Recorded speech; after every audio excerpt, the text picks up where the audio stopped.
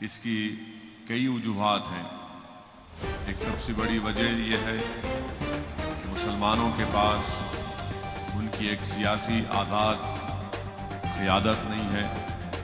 اور دوسری اہم وجہ یہ ہے کہ مسلمان تعلیم سے بہت دور ہیں۔ اسی لیے آج آپ دیکھتے ہیں کہ خود حکومت ہند کے اعداد و شمار یہ بتاتے ہیں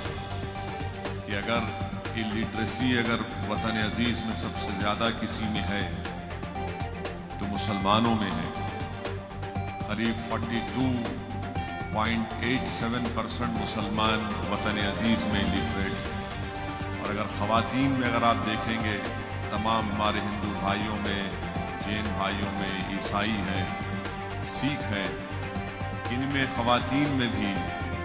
سب سے کم جو نمبر آتا ہے ہمارے خواتین کا آتا ہے۔ اسی لیے بہت اہم کام ہے ان تعلیمی اداروں کا قیام اور ان میں لانا۔ یقیناً یہ نہ صرف حلقہ اسمبلی چندرائن گٹا، بلکہ میں سمجھتا ہوں کہ یہ صرف ایک ریاست کو فائدہ نہیں پہنچے گا، بلکہ پورے ملک کو اس طرح کے تعلیمی اداروں سے فائدہ پہنچے گا، کیونکہ اگر وطن عزیز میں 14% کے قریب مسلمانوں کی آبادی ہے، اور اگر اس میں سے 42.87% اگر الٹریٹس ہیں، اور 100 میں سے صرف 3 بچے ہائر ایجوکیشن یا اعلیٰ تعلیم میں گریجویشن حاصل کرتے ہیں،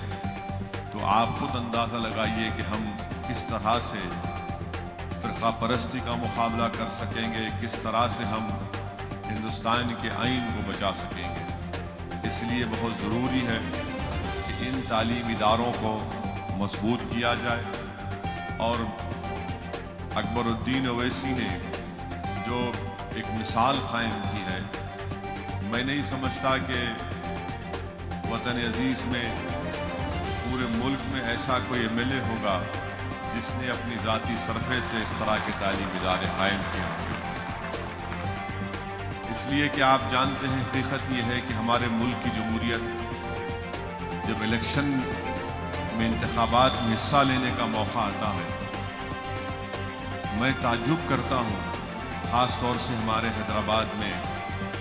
کہ مجلس کی مخالفت میں مخالفین اتنی دولت خرچتے ہیں، یہ سمجھ میں نہیں آتا کہ الیکشن کے وقت اتنی دولت کہاں سے آتی۔ اگر وہی دولت وہ عام دنوں میں کہ اسکول قائم کرتے،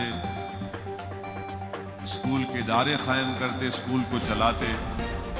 تو سمجھ میں آتا کہ ہاں انہوں نے یہ ایک تعمیری کام کیا ہے، اور وہ الیکشن لڑنے کے لیے آتے ہیں تو ان کو ووٹ مانگنے کا کسی حد تک حق بھی پہنچتا ہے۔ مگر پہلی مرتبہ آپ دیکھتے ہیں کہ جنوبی ہند کی سیاست میں مجلس اتحاد المسلمین نے ایک نیا سیاسی پیغام دیا، اور اس کے لیے میں سلام کرتا ہوں اور خراج عقیدت پیش کرتا ہوں مرحوم قائد سالار ملت کو، جنہوں نے عوام کے درمیان میں رہ کر عوام میں ایک شعور کو بیدار کیا، ایک سیاسی قیادت کو مضبوط کیا، اور مرحوم قائد نے تعلیمی اداروں کو قائم کیا۔ کیونکہ کہیں پر بھی آپ دیکھ لیجئے نظر اٹھا کر، کسی حد تک کیرلا میں آپ کو نظر آئے گا کہ وہاں پر ایک مسلم جماعت ہے اور وہ تعلیم کے میدان میں بھی کام کر رہی ہے،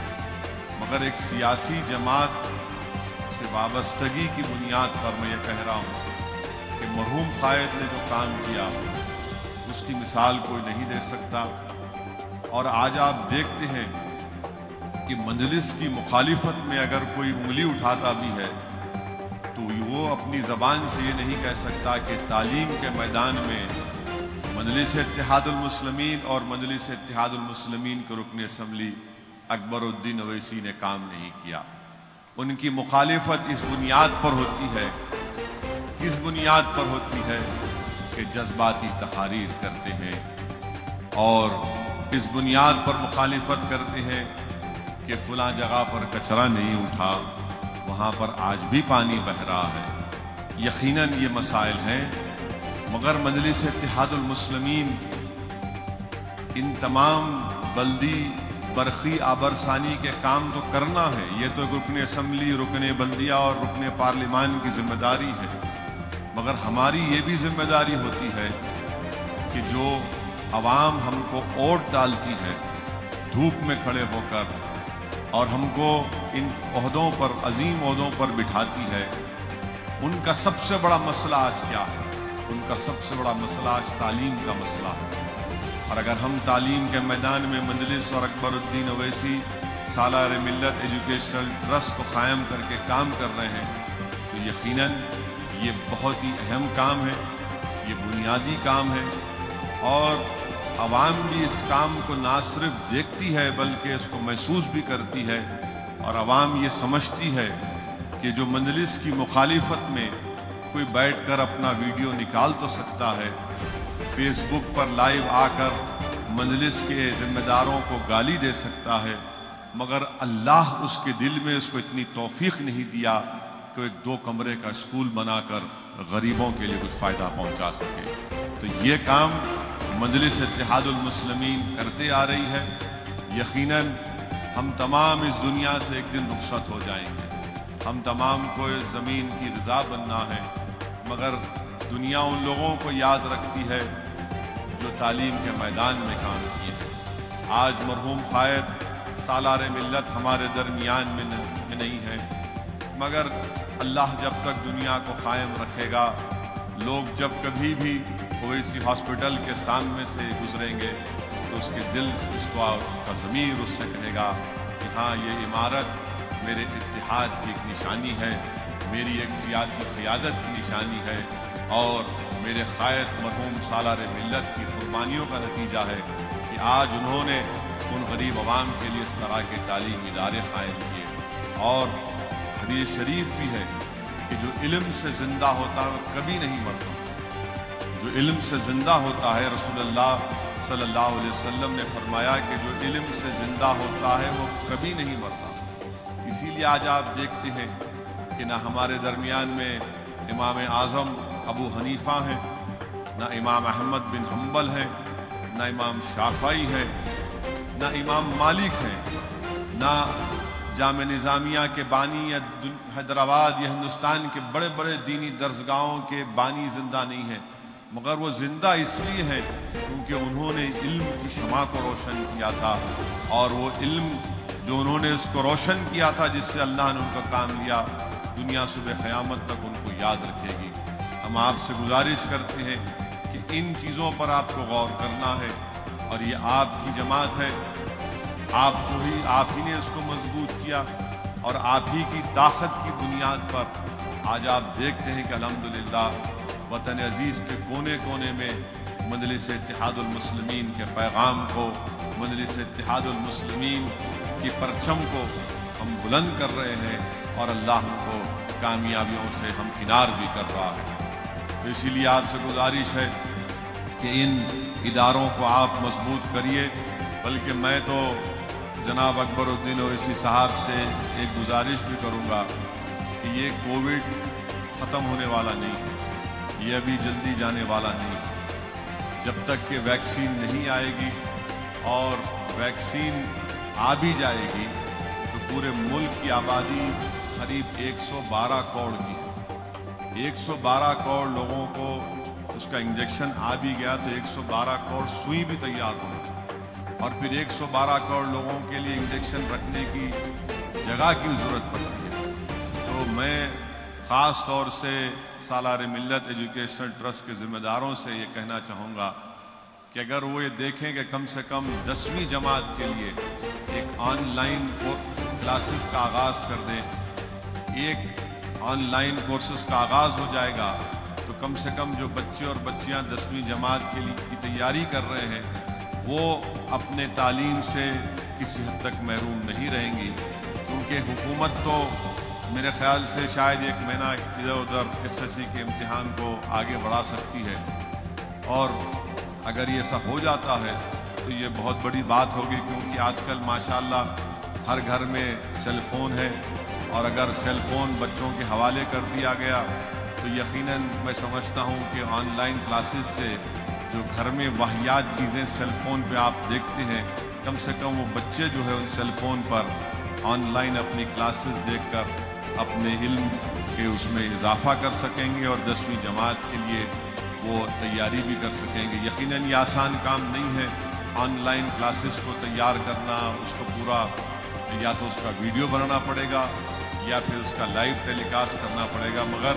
جب اتنا بڑا کام سالار ملت ایجوکیشنل ٹرسٹ کی طرف سے کیا جا رہا ہے تو میں امید کرتا ہوں اور میری گزارش بھی ہے کہ اس تعلق سے وہ ماہرین جو اس ماہرین سے گفتگو کریں، اور اگر اس طرح کا کوئی سافٹ ویئر بنا سکتے ہیں تو وہ بہت میرے خیال سے کارآمد ثابت ہوگا، کیونکہ ابھی اکبر الدین اویسی نے اپنی تقریر میں کہا کہ کورونا کی وجہ سے بہت سے اسکول بند ہیں اور بہت سے بچے اپنے گھر میں بیٹھے ہوئے ہیں، تو یہ جب 10 اسکول کی عمارتیں جہاں پر تیار ہیں، جہاں پر اسکول چل رہے ہیں، تو ہم کو یہ ضروری ہے کہ 10ویں جماعت کے لیے بھی ہم کو اس تعلق سے سوچنا ہے، اور انشاءاللہ تعالی مجھے یقین ہے کہ اللہ اپنے فضل و کرم سے آج جس اسکول کی عمارت کا سنگ بنیاد رکھا گیا وہ ضرور اللہ اس کو اپنے فضل و کرم سے پورا کرے گا، کیونکہ یاد رکھیے جس انسان کی نیت اچھی ہوتی ہے، جس انسان کی نیت میں اخلاص ہوتا ہے تو اللہ سبحانہ و تعالی غیب سے اس کی مدد کرتا ہے۔ اور یہی بات کو یاد رکھیے کہ نیتوں کو اچھا رکھیے، اگر نیت میں اخلاص نہیں ہے، نیت میں یہ ہے کہ میں اتحاد کو کمزور کروں گا، نیت اور سوچ میں اخلاص نہیں ہے، بلکہ یہ ہے کہ کیسی ایک کھڑی عمارت کو، جو ایک اتحاد کی عمارت ہے جس کو لوگوں نے اپنے آنسوؤں سے مضبوط کیا، اس کو کیسے اس میں کمزور کر سکتا ہوں، تو یقین جانیے یہ کبھی یہ لوگ کامیاب نہیں ہو سکتے، کیونکہ میں آزما کر دیکھ لیا ہوں اپنی زندگی میں، نامصائب حالات میں بھی ہم نے حصہ لیا انتخابات میں، اور اللہ نے ہم کو غیب سے کامیابی دی۔ جب لوگ یہ سمجھتے تھے کہ مجلس اتحاد المسلمین کا ایک MLA ہے، مجلس کا کیا ہوگا، مگر اللہ سالار ملت کی خبر کو نور سے بھر دے۔ ہمارے قائد ہمیشہ ہم کو سکھاتے رہے کہ اپنے حوصلوں کو بلند رکھو، اپنی نیت میں اخلاص رکھو اور محنت کرو اور اللہ کی ذات پر توکل کرو۔ یاد رکھیے جو اللہ کی ذات پر توکل کرتا ہے، جو ہر چیز کو اللہ سے مانگتا ہے، اللہ اس کی غیب سے مدد کرتا ہے اور اللہ اس کے لیے راستے آسان کر دیتا ہے، بلکہ اللہ مشکلات میں بھی اللہ اس کے لیے ایک راستہ نکال دیتا ہے۔ تو اس لیے میرے عزیز دوستوں اور بزرگوں، یہ ہم تمام کو کوشش کرنا ہے، جناب اکبر الدین اویسی صاحب کی صحت کے لیے دعا کریے۔ یقیناً بحیثیت ایک خاندان کے فرد کے، بحیثیت ایک بھائی کے، میں دیکھتا ہوں کہ کیسی ان کی طبیعت خراب ہوتی رہتی ہے۔ بہرحال جو کچھ بھی ہوا ان کے ساتھ آپ جانتے ہیں، اللہ ان کو نئی جان دیا، اللہ ان کو صحت دیا، مگر آج بھی ان کی صحت ان کا ساتھ نہیں دیتی۔ بس ایک انسان کی ایک ضد ہے اور ایک عزم ہے، اور یہی چیز میں سمجھتا ہوں کہ اکبر الدین اویسی کو آج بھی آپ کے درمیان میں رکھی ہے، اور انشاءاللہ تعالی اللہ ان کے حوصلے کو، ان کے جذبے کو، ان کے اخلاص کو اور ان کے جو خواب ہیں، نہ صرف چندرائن گٹا کی عوام کے لیے بلکہ ان کے جو خواب ہیں قوم اور ملت کے اتحاد اور اس کی مضبوطی کے لیے، ہم اللہ سے دعا کرتے ہیں کہ اللہ ان تمام خوابوں کو اپنے فضل و کرم سے اللہ اس کو پورا کرے۔ آپ جماعت کی طرف سے اور میں مبارکباد دیتا ہوں سالار ملت ایجوکیشنل ٹرسٹ کے تمام ذمہ داروں کو، اللہ ان کی خدمات کو اللہ قبول کرے، اللہ ان کو ایمان کی دولت سے نواز دے، اللہ ان کو عافیت عطا فرمائے، اللہ ان کو اور دولت دے تاکہ وہ اس طرح کے تعلیمی ادارے نہ صرف چندرائن گٹا کی عوام کے لیے بلکہ پورے حیدرآباد، تلنگانہ، بلکہ اس سے باہر بھی ہو سکے، تو اللہ یہ کام ان سے لے لے، کیونکہ جو چیز مسلمانوں کو نیچے کھینچ رہی ہے، جو چیز مسلمانوں کو ہمیشہ غریبی اور مفلسی کا شکار بنا دیتی ہے، جو چیز مسلمانوں کو ہمیشہ کسی کے ہاتھوں میں کھلونا بنا دیتی ہے تو وہ ہے کہ ہم علم سے دور ہیں۔ اسی لیے یاد رکھیے کہ چاہے آپ کسی جگہ پر ہوں، آپ کو اپنی اولاد کو تعلیم دلانا ہے۔ اگر کسی چیز کے لیے جہاد کرنے کا وقت اگر ہے تو جہاد کرو علم حاصل کرنے کے لیے۔ جس دن آپ علم حاصل کر لو گے، آپ کے بچے اور خاص طور سے اپنی بچیوں کو پڑھائیے۔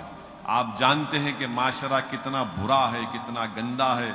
کس طریقے سے جہیز کی لعنت کی وجہ سے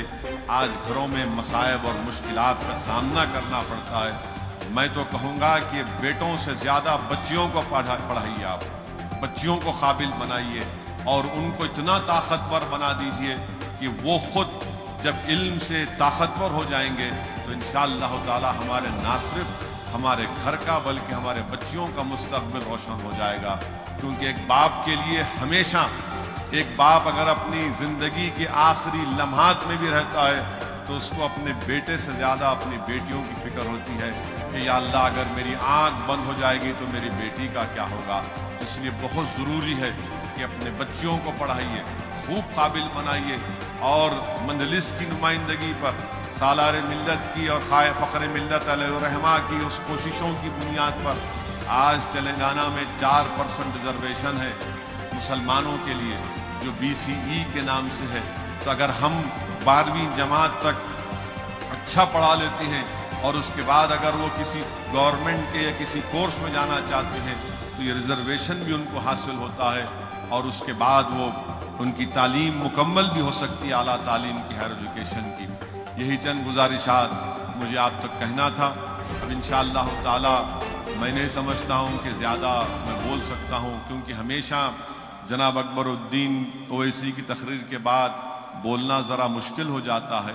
مگر میں آپ کو وعدہ کر رہا ہوں کہ آنے والے دنوں میں انتخابات ہونے والے ہیں بلدیہ کے۔ ہمارا تو جاری ہے، بہار سے شروع ہوا تھا، اب چلے گا سلسلہ۔ چندرائن گٹا میں بھی جلسے ہوں گے انشاءاللہ تعالی۔ بہت بولنا ہے، بہت بولنا ہے، اور بولیں گے انشاءاللہ تعالی۔ بہت سے لوگ باتیں کرتے ہیں، مگر یاد رکھیے کہ کوئی اگر آپ کو مشکل وقت میں نظر آتا ہے، اگر آپ کو کچھ ہوتا ہے تو پہلا فون آپ کرتے ہیں کہاں ہے رے مجلس والے، یعنی ان کے جملے میں بھی کیا ہے، کہاں ہے رے مجلس والے۔ انہیں یہ نہیں بولتا انہوں کہاں ہے، انہوں کہاں ہے، کہاں ہے رے مجلس والے۔ تو یہ ایک محبت کی نشانی ہے، یہ ایک طلب کی نشانی ہے۔ تو میں سلام کرتا ہوں، الحمدللہ مجلس آپ کے درمیان میں ہے، تھی، اور انشاءاللہ ہمیشہ رہے گی۔ جو لوگ مصیبت کے وقت نظر نہیں آئے، اب ضرور الیکشن کے وقت نظر آئیں گے، آنے دیجئے، یہ عوام طے کرے گی۔ بہار میں بھی بہت پکارے، بہت بولے، اتنا بولے کہ بی ٹیم ووٹ کاٹتے ہیں، یہ کاٹتے ہیں، فلاں کاٹتے ہیں۔ اللہ ان کو بتا دیا کہ کیا نتیجہ نکلا۔ اور دیکھیے وہاں پر بھی ہمارا اخلاص تھا، ہم تو تیار تھے کہ آؤ بات کرو، مگر سب کو یہی تکلیف تھی کہ نہیں، شیروانی سے نہیں بات کریں گے، سب سے بات کریں گے۔ تو ہم نے کہا کہ بھائی آپ نہیں بات کریں گے، ہم کو کوئی اعتراض نہیں ہے۔